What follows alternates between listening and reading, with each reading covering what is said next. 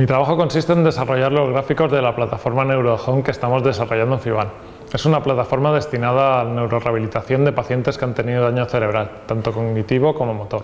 Dentro de la plataforma tenemos un equipo de terapeutas que nos encargan lo que quieren mejorar y que quieren trabajar en cada tarea, un equipo informático que consiguen que todas esas tareas se lleven a cabo y a mí como grafista que hago que puedan ser visibles y atractivas tanto para pacientes como para terapeutas.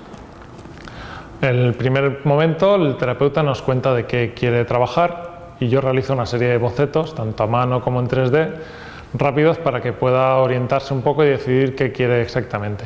Una vez tenemos eso, desarrollamos todo lo que es el juego 3D o 2D, depende del caso, y lo llevamos a cabo y lo probamos con pacientes en el centro.